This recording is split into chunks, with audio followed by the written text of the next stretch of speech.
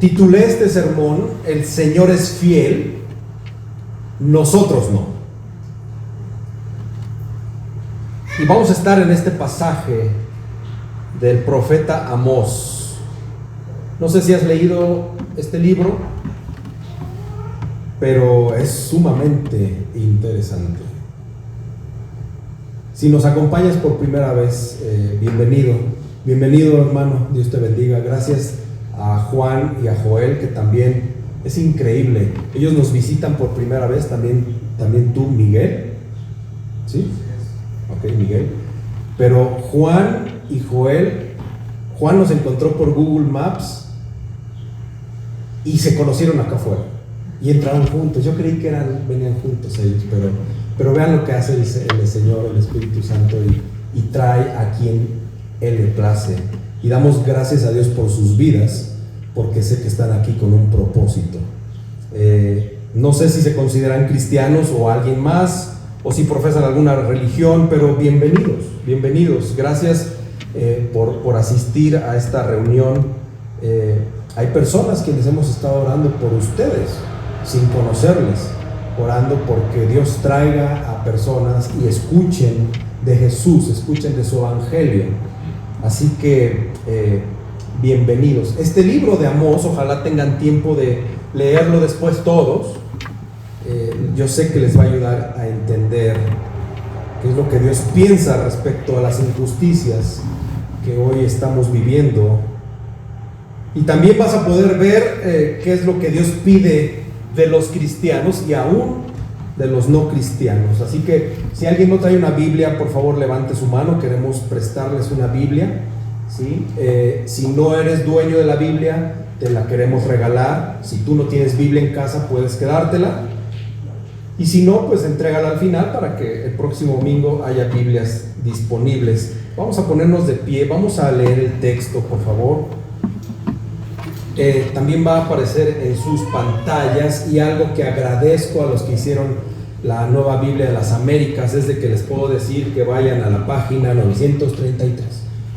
Si no conocen dónde está el libro de Amós, ustedes van a la página 933 de esta versión NBLA, ahí van a encontrar. Amén. Y si no alcanzas a ver la letra, si eres ya como yo, entrado en años, que no sirven los lentes, puedes verlo acá.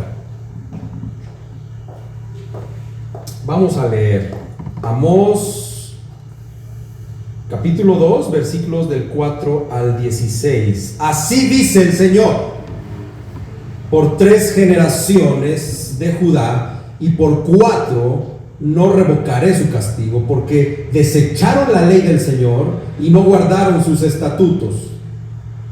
También les han hecho errar sus mentiras, tras las cuales anduvieron sus padres. Enviaré pues fuego sobre Judá y consumirá los palacios de Jerusalén. Así dice el Señor: por 3 generaciones de Israel y por 4 no revocaré su castigo, porque venden al justo por dinero y al necesitado por un par de sandalias. Los que pisotean el polvo de la tierra a la cabeza de los desvalidos, también tuercen el camino de los humildes. Un hombre y su padre se llegan a la misma joven, profanando mi santo nombre. Sobre sus ropas empeñadas se tienden junto a cualquier altar, y el vino de los que han sido multados lo beben en la casa de su Dios. Yo mismo destruí a los amorreos delante de ellos, cuya altura era como la altura de los cedros, y era fuerte como las encinas. Destruí su fruto arriba y su raíz abajo. Y a ustedes yo los hice subir de la tierra de Egipto y los conduje por el desierto 40 años para que tomaran posesión de la tierra del amorreo. Y levanté profetas de entre sus hijos y nazareos de entre sus jóvenes. ¿No es así, israelitas?, declara el Señor. Pero ustedes hicieron beber vino a los nazareos, y a los profetas les ordenaron: no profeticen. Así que yo estoy oprimido debajo de ustedes, como está oprimida una carreta llena de gavillas. La huida le fallará al ligero, y el fuerte no fortalecerá su poder. ni el valiente salvará su vida. El que empuña el arco no resistirá. El ligero de pies no escapará, ni el que monta a caballo salvará su vida. Aún el más intrépido de entre los valientes huirá desnudo aquel día, declara el Señor. Vamos a orar. Padre, venimos delante de ti esta mañana, dispuestos a escucharte y queremos obedecerte. Te pedimos que tu Espíritu Santo nos llame a obediencia, nos llame a obedecer tu palabra y lo que aprendamos esta mañana. Señor, te ruego por todos y cada uno de mis hermanos que estamos aquí, o los que nos están viendo en alguna plataforma, o los que nos van a oír posteriormente. Señor, te ruego que abras nuestro entendimiento para conocerte más, aprender más de ti y depender más de ti. Que no sea yo quien hable, Señor, sino sea el Espíritu Santo a través de este siervo tuyo. Te lo pido, Padre, en el nombre de Cristo Jesús. Amén. Puedes tomar asiento.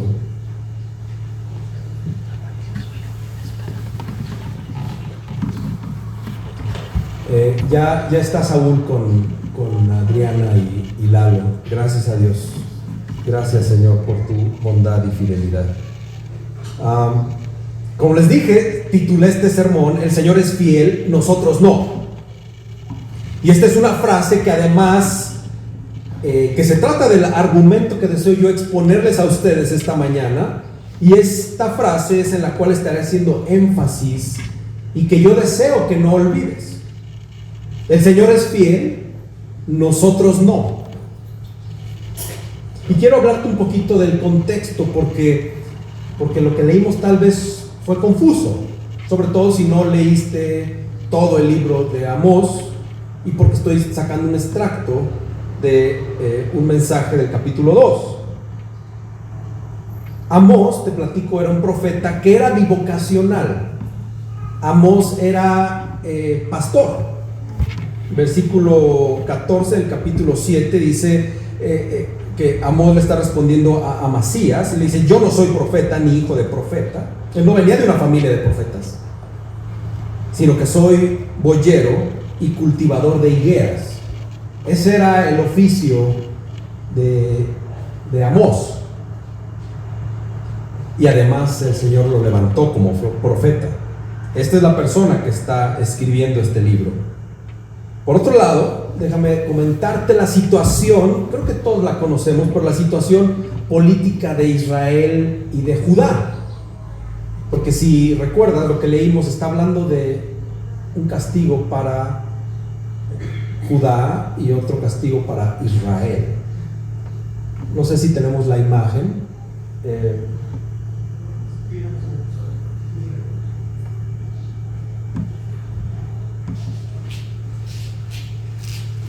Judá, en aquel entonces el reino estaba dividido.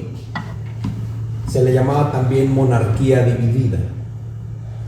Y estamos hablando de un periodo de la historia de Israel cuando las tribus de Israel se dividieron en dos reinos rivales: Israel del norte y Judá en el sur.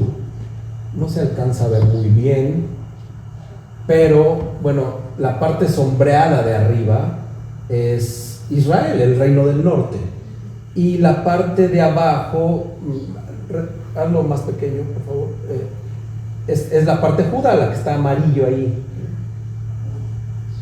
Así estaba el reino dividido. Esto fue alrededor del año 1050 al 920 más o menos, cuando las tribus de Israel estaban bajo un solo rey. Primero fue Saúl, luego David y por último Salomón.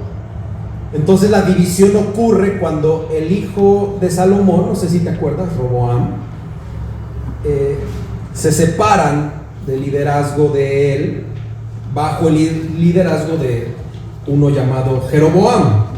Sí lo has leído, ¿verdad?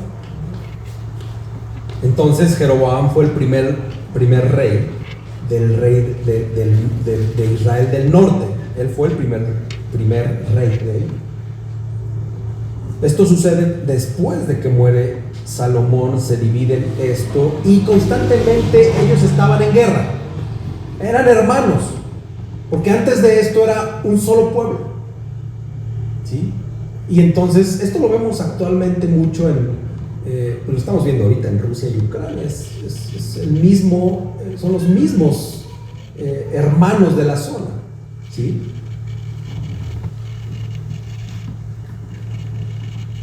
Esto generaba un ambiente bastante deprimente.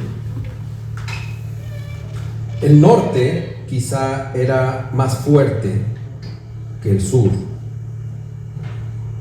Había un conflicto creciente.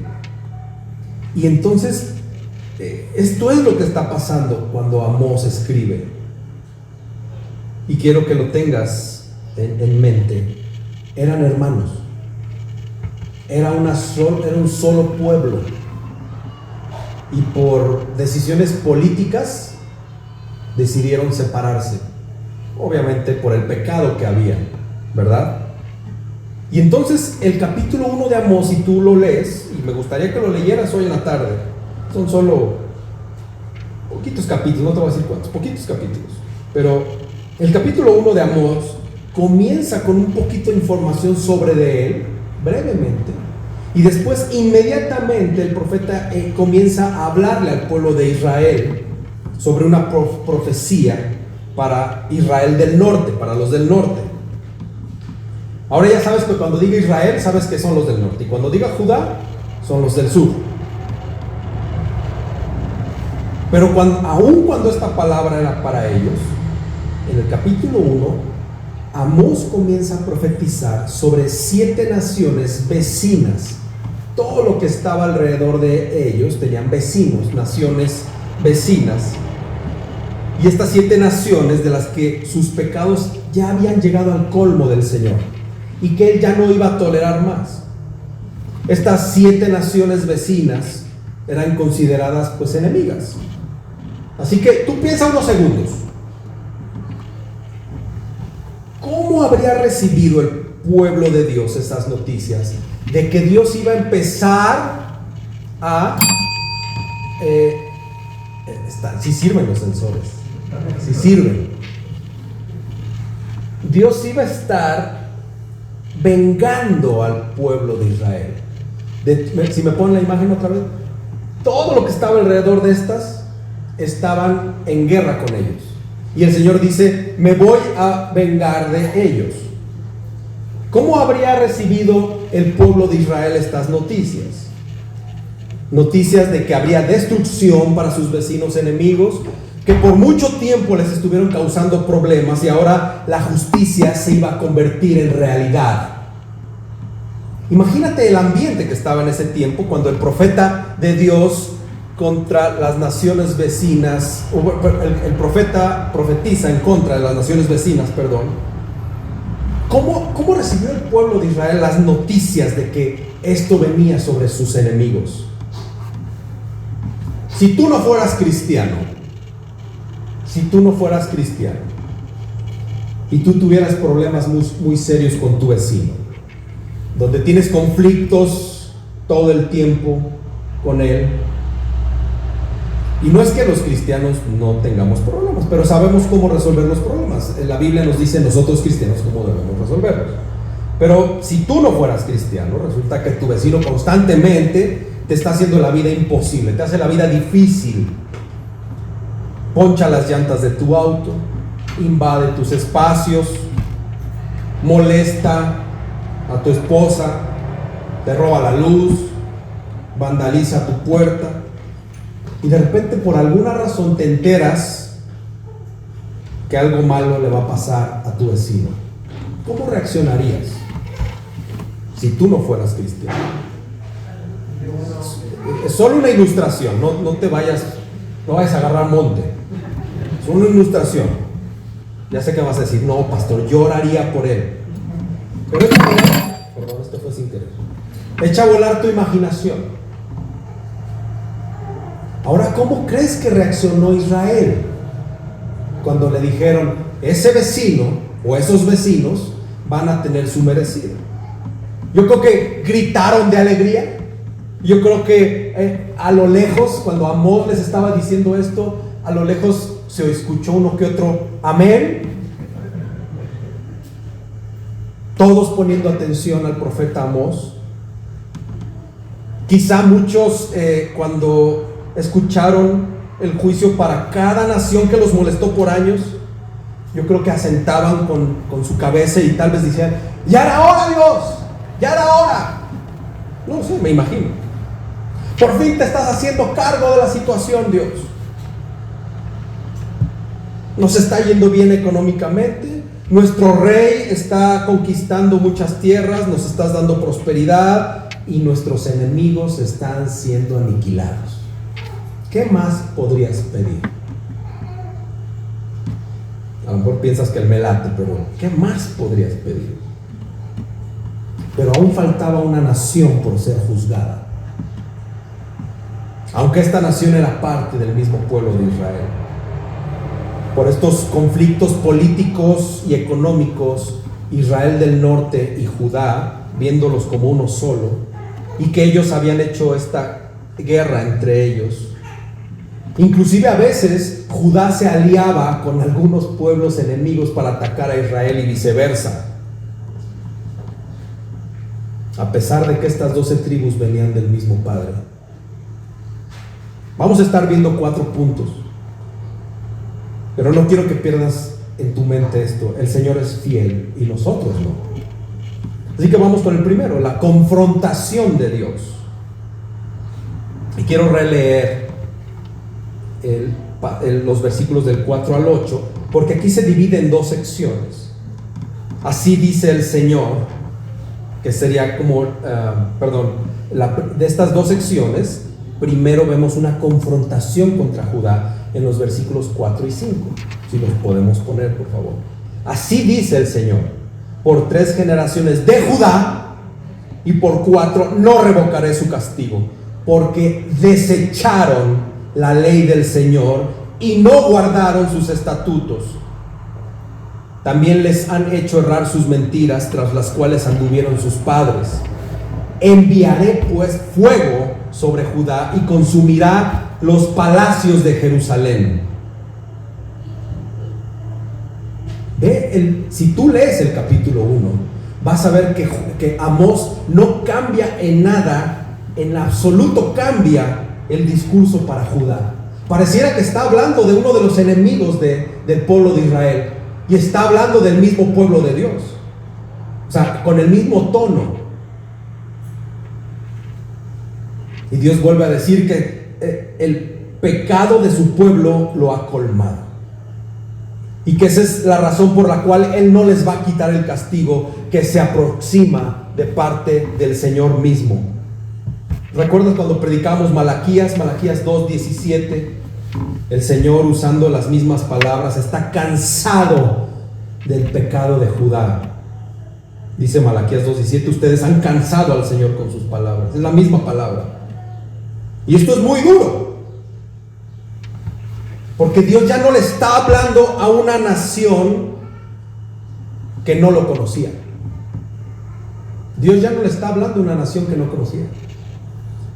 Dios no le está emitiendo juicio a un pueblo lejano. Ya no le está hablando a alguien que desconocía su ley. Todo lo contrario. El reino del sur, Judá, era la tribu que Dios había escogido desde Génesis. Dios había decidido que de esta tribu iba a salir el Mesías esperado. Ellos tenían que ser diferentes. Ellos tenían que poner el ejemplo de la nación escogida. Los antepasados de Judá habían recibido y habían visto la gloria de Dios de primera mano. Ellos habían sido rescatados de Egipto con milagros increíbles, con maravillas que jamás volvieron a verse. El Señor les dio su ley en el monte Sinaí, escritas por el mismo dedo de Dios. ¿Te acuerdas? Lo leímos recientemente en Éxodo. Ellos, al igual que sus hermanos del norte, habían jurado a Moisés y a Dios seguir y obedecer sus mandamientos. ¿Te acuerdas cuando Dios le dijo a Moisés que si ellos le eran obedientes y cumplían el pacto establecido por él, ellos serían de su propiedad exclusiva? ¿Te acuerdas? Vamos a leerlo, Éxodo 19 del 7 al 8. Entonces, no sé si aparece ahí, entonces Moisés fue y llamó a los ancianos del pueblo y expuso delante de ellos todas estas palabras que el Señor le había mandado, y todo el pueblo respondió a una y dijeron: haremos todo lo que el Señor ha dicho. Y llevó Moisés al Señor las palabras del pueblo. De ahí viene esto. Este y otros pasajes nos enseñan que Israel se había comprometido con Dios para obedecer su ley, para seguir sus mandamientos. Y es por eso que Dios les está recriminando que ellos no cumplieron su palabra. Me impresiona lo parecido que somos a los judíos. Es impresionante. Parece que nos están describiendo a los chilangos y a los no chilangos de este salón. ¿Cuántas veces nos hemos comprometido con Dios? ¿Cuántas veces nos hemos comprometido con Dios y no hemos cumplido ninguna de estas promesas? Ve el versículo 4. Así dice el Señor: por 3 transgresiones de Judá y por 4 no revocaré su castigo, porque desecharon la ley del Señor y no guardaron sus estatutos. Este es el pecado que Dios está juzgando a Judá. Y es igual que a las otras 7 naciones. Ellos van a recibir el castigo de Dios. En el versículo 5 dice: enviaré fuego sobre Judá y consumirá los palacios de Jerusalén. ¿Te imaginas después de decir: vaya Señor, hasta que haces justicia, que te lean esto? Que te digan: bueno, eso es para aquellos, pero a ustedes les va esto. Judá iba a caer por medio de la invasión, guerras que iban a traer caos y sufrimientos, todo por rechazar la ley de Dios. Así que nuevamente vemos a un enemigo de Israel del norte siendo juzgado. Solo que esta vez, tal vez, los gritos pues ya no fueron tan fuertes, ¿verdad? Como que estaban, ¿no? Algo pasó. Israel del norte, a pesar de tener problemas con Judá, Israel sabía que ambos eran pueblo de Dios. Israel sabía que el rey David provenía de ese pueblo, de esa nación. Imagínate el ambiente de esos que escucharon la profecía, de estar alegres por la venganza a caer completamente, a menguar su emoción. Tal vez se preguntaron: ¿cómo? ¿También nuestros compatriotas van a ser juzgados por Dios? ¿Cómo está eso? Como que empieza a ser sospechoso. Ok, no nos llevamos bien con los de Judá, son medio elitistas, no sé, especulando un poco. No lo esperaban en absoluto, y mucho menos lo que viene a continuación en el principio del versículo 6. Así dice el Señor: por 3 generaciones de Israel y por 4 no revocaré su castigo. La nación santa, la nación escogida por Dios, ese pueblo de Dios rescatado, está a punto de ser juzgado igual que los demás, igual que Judá, juzgada como cualquier otro pueblo, y aún peor, porque a diferencia de los demás juicios de Dios, a Israel no solo le mencionan un pecado, sino que viene una lista considerable de delitos que han cometido ellos, entre ellos mismos, y por supuesto cometidos contra Dios. Y Amós el profeta enlista una serie de pecados que ahora voy a dividir en 3 pecados, en 3 secciones, perdón. El primero, la injusticia social. El versículo 6 la segunda parte del versículo 6 y la primera parte del versículo 7 dice: porque venden al justo por dinero y al necesitado por un par de sandalias. Los que pisotean en el polvo de la tierra la cabeza de los desvalidos, también tuercen el camino de los humildes. Entonces lo que estaba sucediendo ahí era lo que sucede en la mayoría de los países que conocemos hoy en día, si no es que en todos. No todas las familias tienen la misma economía, eso lo sabemos. Había israelitas muy ricos, muy prósperos, pero también había familias israelitas que no tenían dinero, que vivían de lo poco que tenían, y aún había algunos que no tenían absolutamente nada. Así como lamentablemente lo vemos aquí en nuestro propio país y que sucede en muchas ocasiones. Lo que pasaba con los israelitas necesitados en Israel era que estos ricos y poderosos controlaban todo lo que sucedía, eran los que dirigían a Israel y hacían injusticias a su prójimo. Al parecer, cuando había algún caso que tenía que ser llevado a juicio, el pobre, como en muchos lugares, me acordé del Jorjais, el pobre, era el más vulnerable, era el más desafortunado. Perdón, me acordé. El pobre era a quien la ley no lo respaldaba. Había injusticias, sobornos hacia los gobernantes por dinero, siempre beneficiando al rico. Lo vemos hoy en día en nuestras sociedades. Me encantan tus historias, Julio, me recuerdan todo esto. Suena a broma, pero es durísimo. Es durísimo. Inclusive algunos comentaristas argumentan que lo que Amós está diciendo eran inclusive casos de esclavitud, vendiendo judíos a conciudadanos judíos a muy bajo costo. Y fíjate, de acuerdo al libro de Isaías, ahorita lo voy a mostrar aquí, esta práctica corrupta de gobernantes y autoridades era común.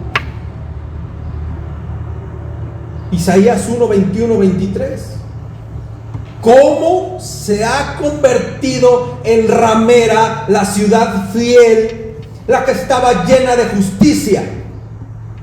Moraba en ella la rectitud, pero ahora asesinos. Tu plata se ha vuelto escoria, tu vino está mezclado con agua, tus gobernantes son rebeldes y compañeros de ladrones. Cada uno ama el soborno y corre tras las dádivas, no defienden al huérfano ni llega a ellos la causa de la viuda. Eso era lo que estaba pasando en Israel. Dios diciéndole a su pueblo escoria. Estaban haciendo mal uso de la ley. Y para el pobre, para el necesitado, simplemente no había justicia. Pisoteados como basura, como si no valieran nada para los ricos. Y había un mandamiento de parte del Señor, recuérdense en Levítico: amar al prójimo como a ellos mismos. Dios los iba a castigar por eso, indudablemente. Además de eso, había inmoralidad sexual. La segunda parte del versículo 7 dice: un hombre y su padre se llegan a la misma joven, profanando mi santo nombre. Además de corruptos, eran inmorales sexuales. Los israelitas cometiendo este pecado, a tal grado que inclusive el padre y el hijo se prostituían con la misma mujer. No sé si te acuerdas, en 1 Corintios 5 hay un caso similar en una iglesia. Y Pablo, al final de este capítulo, dice a este joven que se acostaba con la esposa de su padre que tendría que ser expulsado de la iglesia, entregado a Satanás, para que su alma no se perdiera. Pablo reprende a esta iglesia porque en lugar de ofenderse del pecado expuesto, ellos hacen lo contrario y se sienten orgullosos de lo que está pasando. Amós está exponiendo un caso muy similar. El cinismo de los hombres había llegado a tal nivel que ni aún entre los paganos se veían esas cosas. Dios en Levítico 18 menciona los diferentes tipos de relaciones que están prohibidas, y aunque específicamente esta situación de padre e hijo metiéndose con la misma mujer no es mencionada, aún así esto era abominación para Dios. Y Dios dice, los voy a castigar también por eso. Y todavía peor, injusticia social, inmoralidad sexual y ahora adoración pagana. El versículo 8 dice: sobre ropas empeñadas se tiende junto a cualquier altar, y el vino de los que han sido multados lo beben en la casa de su Dios.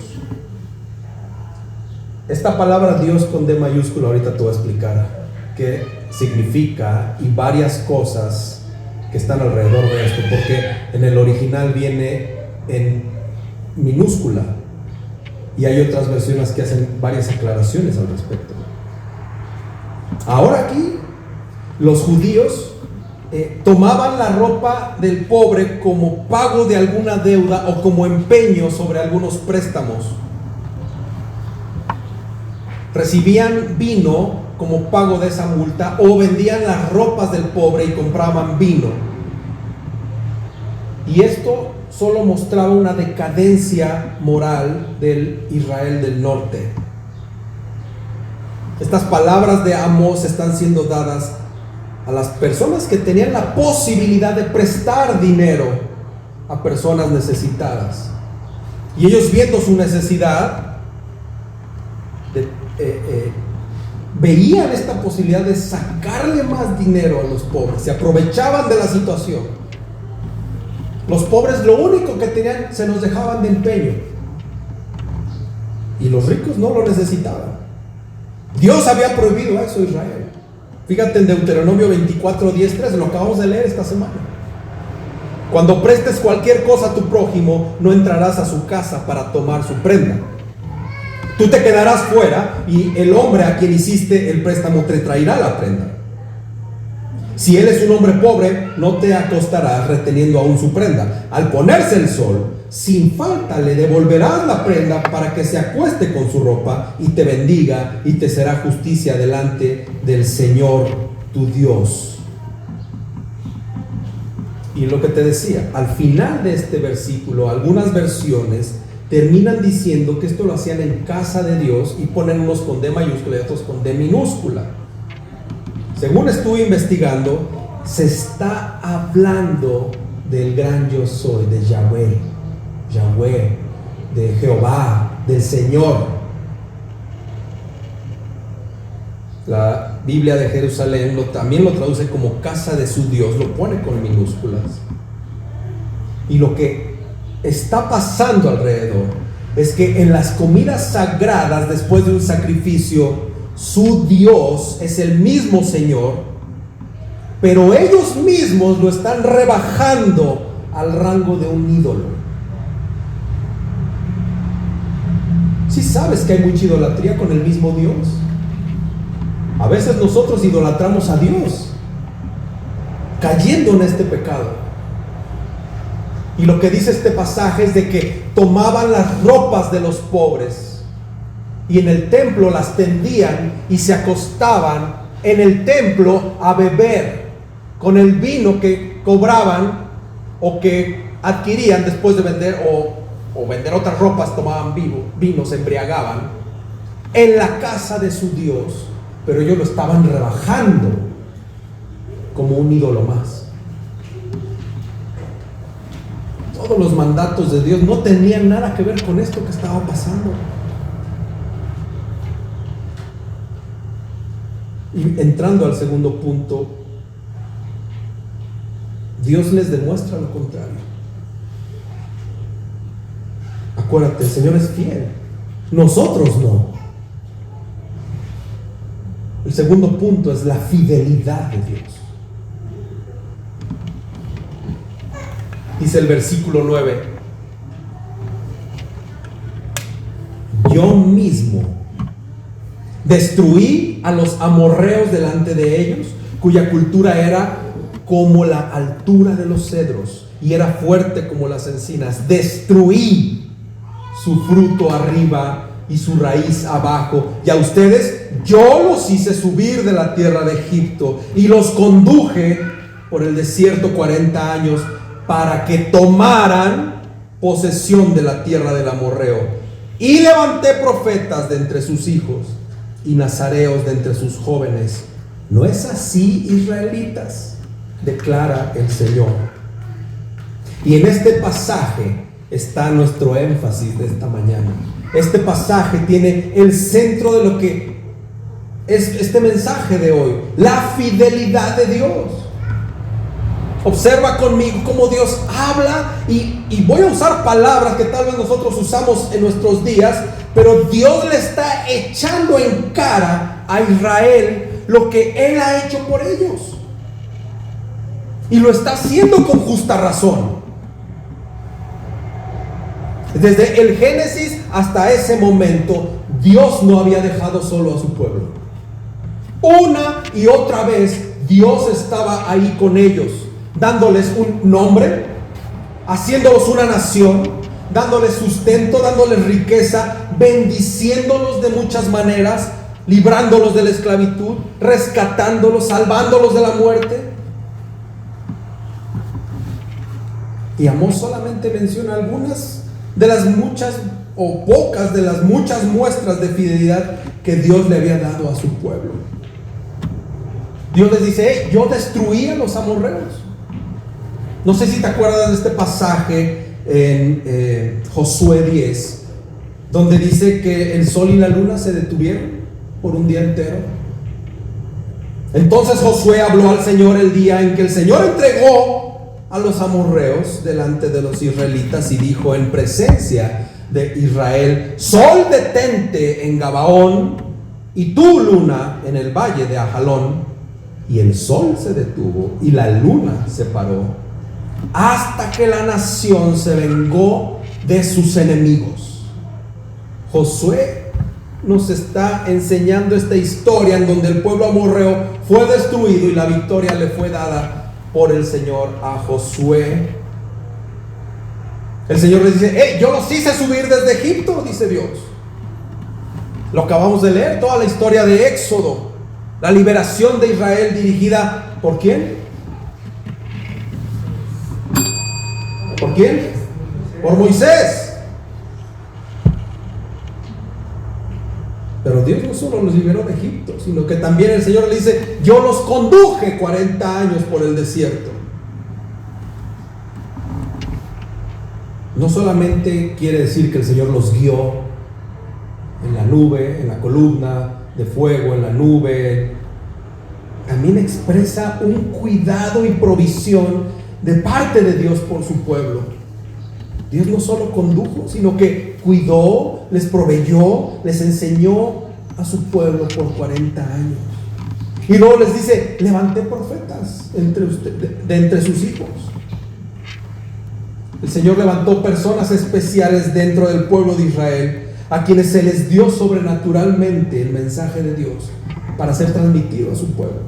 Esto era una prueba de amor, de cuidado de parte de Dios, porque podían escuchar la instrucción directa del Señor a través de estos hombres. Y luego les dice: levanté nazareos de entre sus hijos. ¿Quiénes eran estos? Hombres o mujeres apartados por Dios para cumplir una función especial. En número 6, que ya lo leímos también, nos habla sobre este grupo de hombres y mujeres que hacían un voto especial que los consagraba como nazareos. ¿Quién era el nazareo más conocido en la Biblia? Sansón. Ay, yo me acuerdo. Dejen agarrar esta columna. Esta de aquí. Jueces 13. No te rías, es una ilustración. Jueces 13. Aparentemente Pablo también había hecho un voto nazareno o nazareo, pero no se sabe. No sabemos que se rapó como yo. Se cree que Juan el Bautista también tenía un voto nazareo. La Biblia dice que él no podía tomar vino ni ningún tipo de licor. Y los nazarenos tenían, ahorita te explico por qué, más adelante lo retomo. Ellos había 3 reglas o 3 mandamientos dados por Dios para ellos. Tenían que abstenerse de bebidas alcohólicas, no podían cortarse el cabello y no podían tocar o acercarse a algún cadáver. Así que en todos estos versículos vemos a Dios diciéndole a su pueblo lo que Él había hecho por Israel. Y esto es una pequeña muestra de lo que Dios hizo por ellos. La bondad de Dios, la fidelidad, jamás se apartó de ellos. Aun cuando ellos no querían recordarlo o se les había olvidado. Y es así, al final, que Dios termina con esta lista de sus favores, haciéndoles esta pregunta, como rogándoles, les dice: ¿no es así, israelitas? ¿No se acuerdan lo que yo he hecho por ustedes? ¿Te acuerdas tú lo que Dios ha hecho por ti? ¿Se te olvidan las bendiciones de Dios? A mí sí.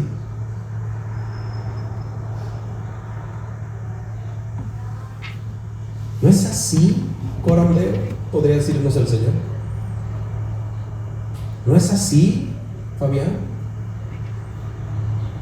El Señor es fiel, familia. El Señor es fiel. Nosotros no somos fieles. Nosotros no somos fieles.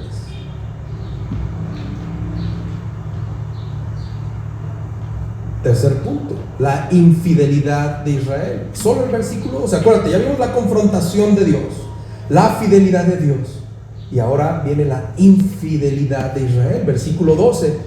Pero ustedes, después de que el Señor le dice: ¿no es así que hice todo esto por ti? Pero ustedes hicieron beber vino a los nazareos, y a los profetas les ordenaron: no profeticen. ¡Wow! ¡Qué increíble!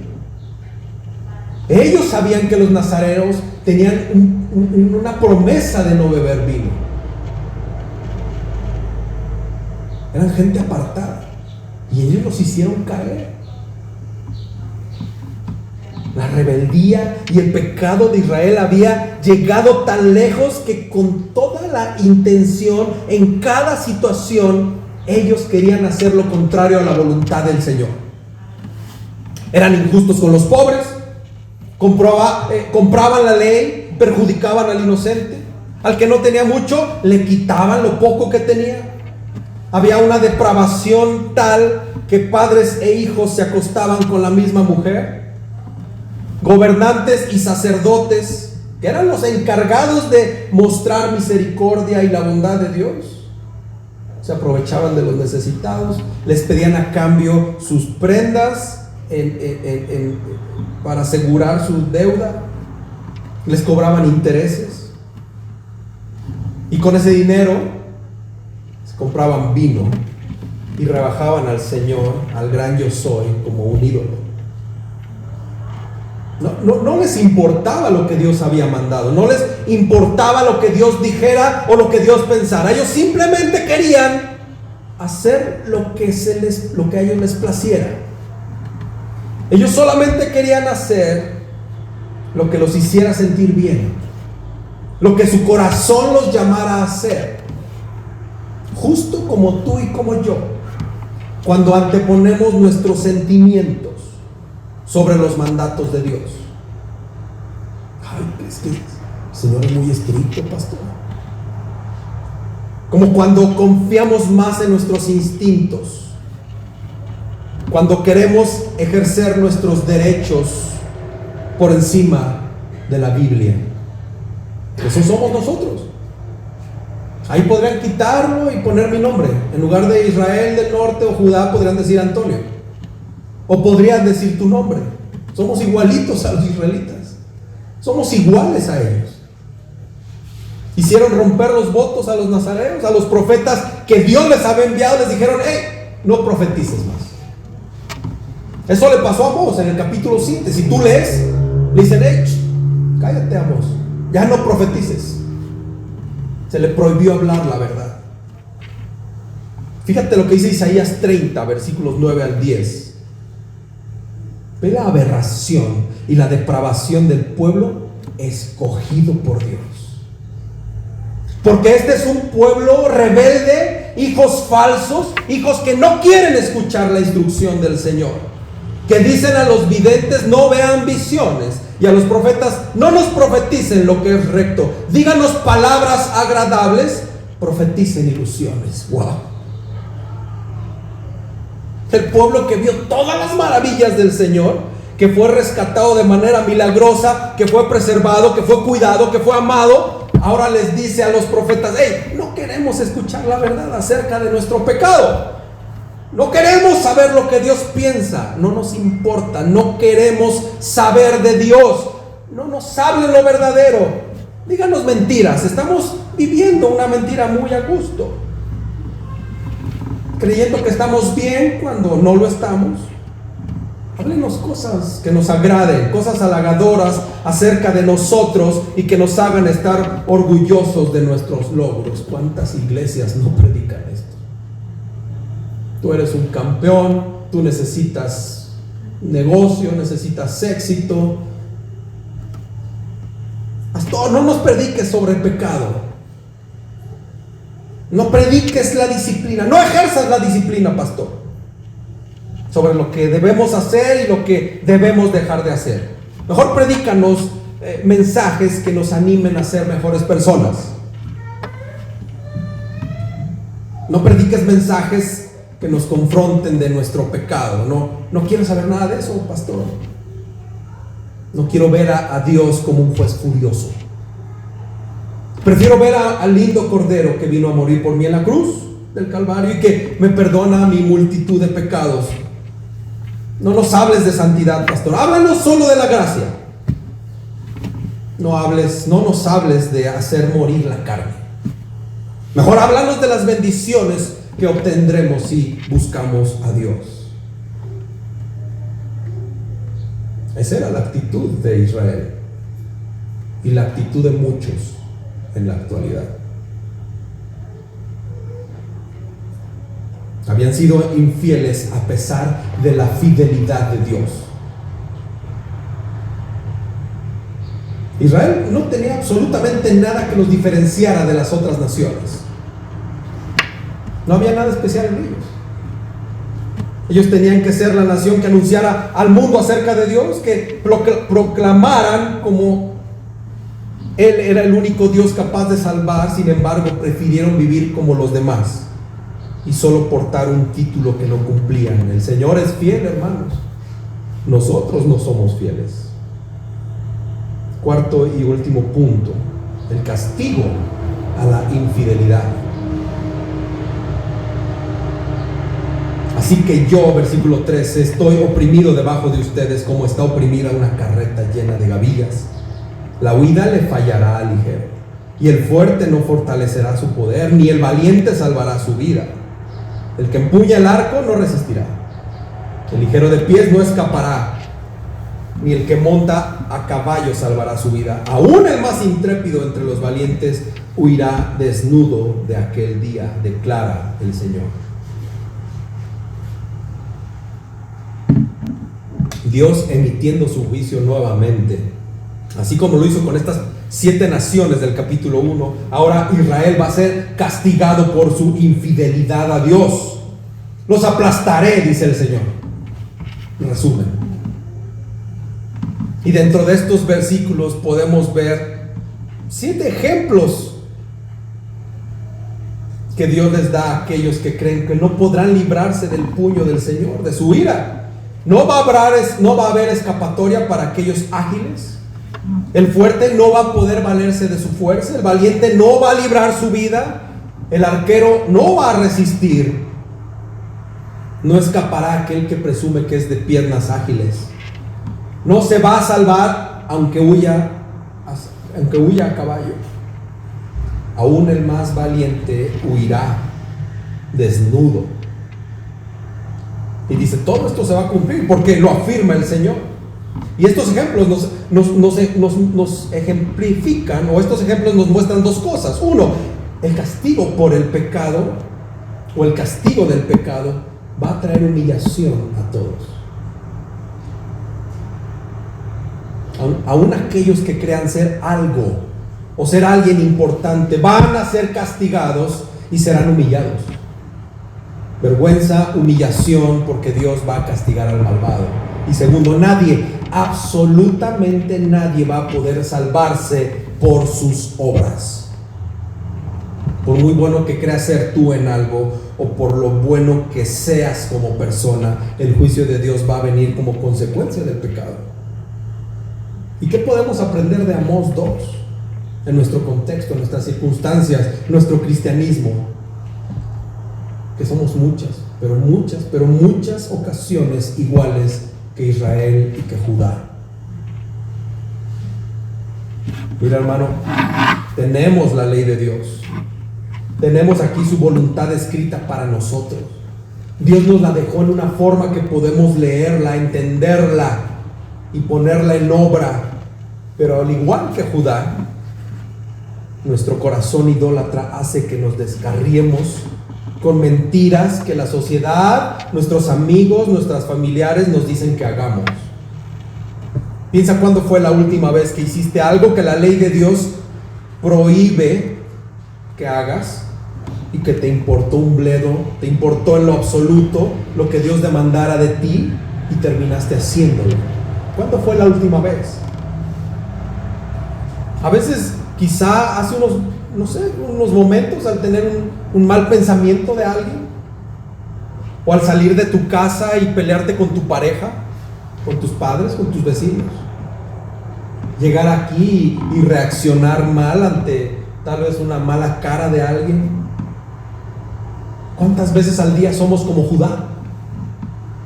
Olvidamos la ley de Dios, que no solo deberíamos tener grabada en nuestro corazón, como enseña Romanos 2:15, sino que también la tenemos escrita en papel, y ahora hasta en tu celular la tienes. Conoce cuántas versiones en todos tus dispositivos. ¿O acaso es solo trabajo del pastor de esta iglesia leer la Biblia, ponerla, buscar una aplicación para su vida y luego para la iglesia? ¿Cuánto tiempo pasaste leyendo la ley de Dios esta semana? Pero más importante, ¿cuánto de eso que leíste lo oraste, lo meditaste y lo pusiste en práctica? ¿Estás leyendo el plan cronológico que tenemos aquí por leerlo, por cumplir, para que no te agarren en la movida? ¿O prefieres leer un capítulo,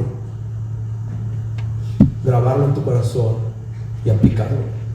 Tú y yo somos como Israel también. ¿De cuántas formas has visto la fidelidad de Dios? Solo en este día, en lo que va de esta mañana. Piensa en su fidelidad una y otra vez a lo largo de tu vida.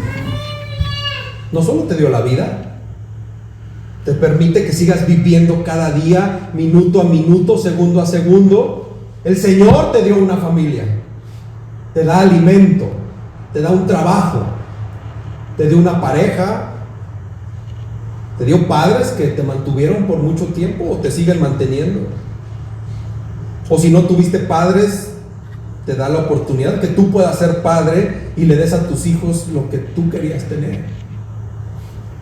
Y lo más importante de todo, Dios en su fidelidad te dio el regalo más grande que pudo haber creado.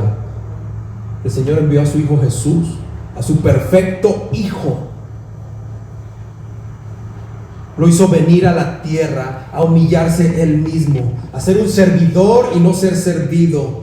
Vino a rescatar, a buscar, a amar a aquellos que estaban en problemas, a lo que estaba perdido, a lo que estaba necesitado de amor, que somos tú y yo. Ese es el regalo más grande que jamás podíamos comprar con nada. Al igual que el pueblo de Israel, a ti y a mí se nos llama linaje escogido, real sacerdocio, nación santa, pueblo adquirido. ¿A través de quién? De la sangre del Hijo de Dios. Y podríamos pasar mucho tiempo hablando de sus bondades en nuestras vidas. Pero al igual que Israel, se nos olvida en todo el tiempo. Quiero que por favor juzgues tú mismo tu vida. ¿Qué tan infiel eres a Dios cuando Él ha permanecido fiel? qué tan infiel eres a Dios cuando Él ha permanecido fiel.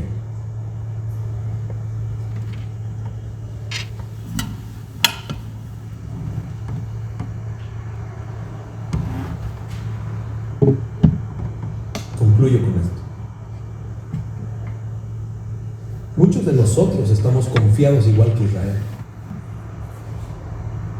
Vemos que Dios trae venganza a nuestros enemigos y nos alegramos, nos jactamos, gritamos hurras por el Señor, cuando nosotros somos esos traidores también, que pensamos que por ser parte del pueblo de Dios podemos hacer lo que se nos venga en gana. Y es por eso que vemos a personas que se dicen cristianas viviendo como paganos. Vemos a jóvenes que se dicen cristianos siendo lo peor en sus escuelas. Matrimonios a punto de separarse por cosas que bien podrían ser resueltas por la palabra de Dios.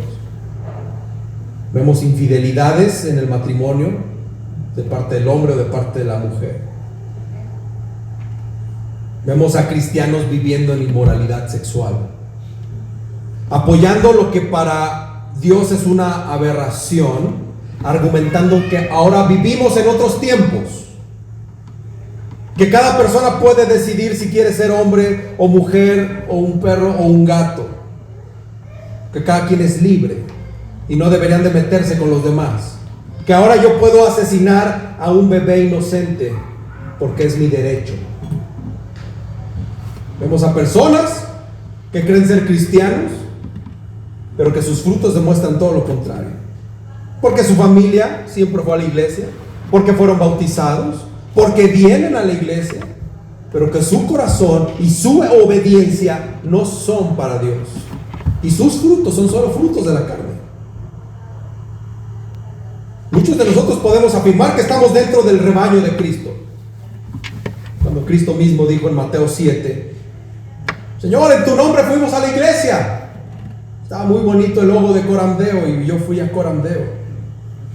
En tu nombre serví aquí en la alabanza de Coramdeo, o en hospitalidad en Coramdeo. En tu nombre, Señor, fui pastor de Coramdeo por mucho tiempo y enseñaba tu palabra. Es lo que pasaba en el relato de Jesús. Algunas personas querían ser parte de la iglesia porque se decían ser parte del pueblo de Dios, igual que estos israelitas o los de Judá, o bueno, los israelitas en general. Y Cristo les responde directa y terriblemente: no todo el que me dice Señor, Señor entrará al reino de los cielos. Jamás te conocí, apártate de mí, los que practican la iniquidad, o hacedores de maldad, si eres pro Reina Valera. Personas que creían ser algo, que creían pertenecer a algo, que se decían hijos de Dios. Iglesia, no te confíes en pensar que la fidelidad de Dios jamás se apartará de ti. No te confíes. No pongas tu esperanza en el título que llevas de ser cristiano. Y quizás esto que voy a decir te va a parecer muy fuerte, pero es porque quiero que entiendas esto. Dios no es una mascota. Dios no es un perro que nos debe fidelidad y que será fiel por lo que tú hagas, por lo que lo patees. Si tu esperanza está en un Dios así, entonces estás adorando a un Dios que está inventado por ti, hecho a tu imagen y a tu semejanza. Pero fíjate lo que Pablo dice en 2 Timoteo 2, 11 y 13. Palabra fiel es esta, que si morimos con Él, también viviremos con Él. Si perseveramos, también reinaremos con Él. Si lo negamos, Él también nos negará. Si somos infieles, Él permanece fiel, pues no puede negarse Él mismo. ¿Te has preguntado qué quiere decir este pasaje? ¿Que Dios sigue permaneciendo fiel? ¿Él sigue siendo fiel a nosotros? ¡No! Dios es fiel a Él mismo. Dios es fiel a Él mismo. Él no cambia, es inmutable. Sus pactos y sus promesas permanecen. Nosotros no. Somos unos viles traidores nosotros. Eso somos. Déjame decirte que la fidelidad de Dios también se ve en su juicio. También el evangelio es juicio. Él va a castigar al pecador que no se arrepienta de su camino. Él va a castigar a aquel que no reconozca a Jesús, que no viva una vida guiada por su palabra, que crea que solo su título de cristiano le va a dar la entrada al cielo. Pero lamentablemente, hermano, eso no va a suceder. Amós lo escribió. Él quería que la humanidad de ese momento, específicamente el pueblo de Dios, viera su condición de pecado, que viera lo perdidos que estamos. Nosotros también, al igual que ellos, que no conocemos el evangelio en realidad, que lo presumimos, pero que no lo conocemos. Lo predicamos, pero no lo vivimos. Nosotros no podemos salvarnos a nosotros mismos, ni mi ministerio, ni mi maestría en el Southwestern, ni mis habilidades, ni tus habilidades, ni tu corazón dispuesto a servir, ni tu bondad, ni mi bondad nos va a poder salvar. No hay absolutamente nada en nosotros que pueda librar el castigo de Dios. Todo lo contrario. Lo único que tú y yo aportamos cada día, sin la esperanza de un Salvador, es más condenación. Es condenación. Y es por eso que necesitamos a Dios. Es por eso que necesitamos de Él, y que Él nos rescate de nosotros mismos, de nuestra maldad, de nuestra arrogancia, de nuestra idolatría, de nuestra crueldad y de nuestra injusticia. Y no podemos hacerlo solos. Necesitamos a Cristo. Necesitas a Cristo. Necesitas arrepentirte. Tenemos que arrepentirnos de nuestra infidelidad a Dios, al Señor. ¿Cuántas veces hemos hecho a Dios de un ídolo? Y creemos que estamos adorando al Señor. Escuchas a Jonathan y Sara Jerez. Tenemos que arrepentirnos de nuestra traición al sacrificio de Jesús, que minimizamos, desvaloramos. Ay, es que este desnudo es artístico, y terminas viendo pornografía. Se te olvida lo que hizo Jesús. Se te olvida lo que hizo Jesús. Iglesia, Cristo viene, y viene pronto por su iglesia. ¿Cómo vas a recibir a Cristo? O si mueres mañana, ¿dónde vas a esperar el juicio de Cristo? ¿En el cielo o en el infierno? Y ya no va a haber vuelta. ¿Dónde vas a esperar el juicio de Cristo? El Señor es fiel. Nosotros no somos fieles. Necesitamos arrepentirnos. Necesitas arrepentirte. Necesitas cambiar tu vida. Necesitas entregarle tu vida a Jesús de una vez y por todas. Déjate de pretextos. Déjate de boberías. Déjate que tus derechos y tus sentimientos y que tu corazón vale para nada. Es engañoso nuestro corazón. Necesitamos el corazón de Jesús. Eso sí necesitamos. Necesitas a Cristo. Necesitas a Cristo. Necesitas a Cristo, nada más. Vamos a orar. Señor, perdónanos.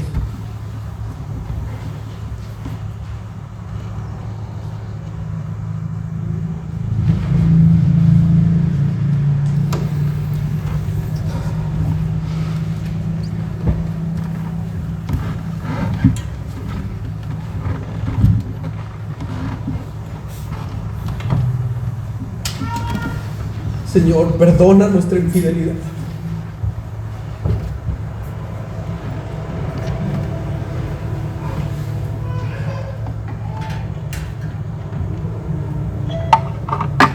Hemos sido necios. Nos justificamos. Señor, perdóname, perdónanos.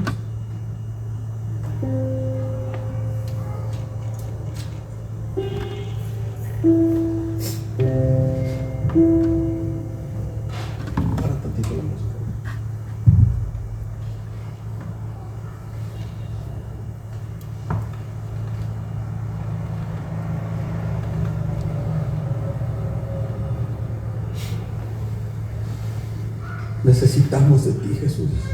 Necesitamos de ti. No te conocemos, no queremos pasar tiempo en tu palabra, no queremos conocerte más. Nos justificamos con nuestras dolencias, nos justificamos con nuestras necesidades, nos justificamos con nuestros empleos, nos justificamos con 1000 pretextos. Y se nos olvida que tú eres fiel, que tú nos levantaste del lodo, que tú nos sacaste del pecado. Se nos olvida. Solo queremos bendiciones. Solo queremos lo bueno.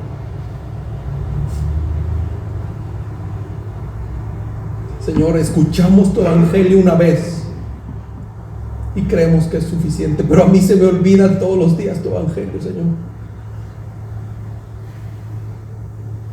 A mí se me olvida tu sacrificio en la cruz.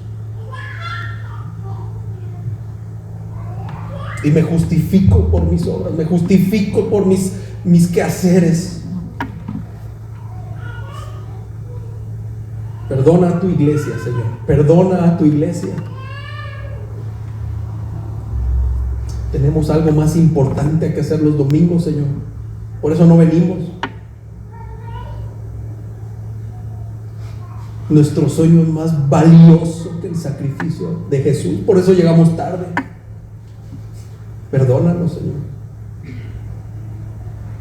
No nos levantamos de madrugada a orarte y levantar nuestras manos a ti porque no dormimos bien.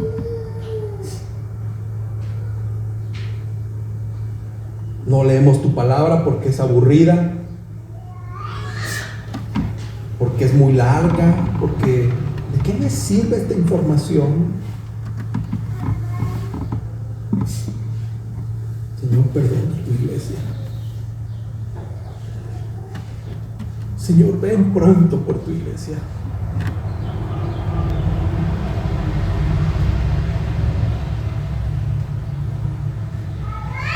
Nos justificamos con una teología reformada por seguir a un hombre, a 2 reformadores.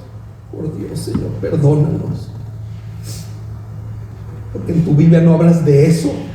No hablas del calvinismo o de Lutero. No hablas de eso. Son hombres. Juzgamos a los demás porque no creen como nosotros, cuando tu evangelio es claro, que dice que Jesús es el camino, la verdad y la vida, nada más, Padre. Nos justificamos con nuestros ídolos, mis hijos, mi familia, mi mamá, mi papá.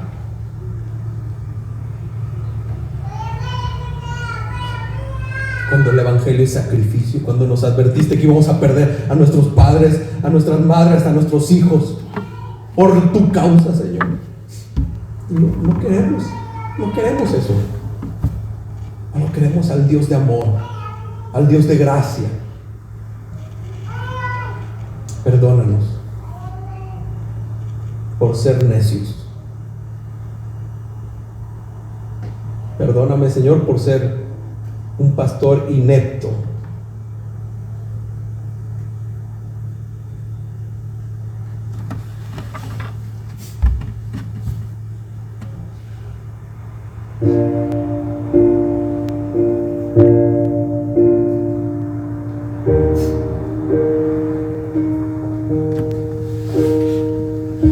Gracias por Jesús. Porque Jesús sabía que íbamos a decir esto esta mañana. Porque sabía que no podemos en nuestras fuerzas. Porque por eso vino Él a pagar el precio perfecto y exacto. Porque sabía que nosotros no íbamos a poder.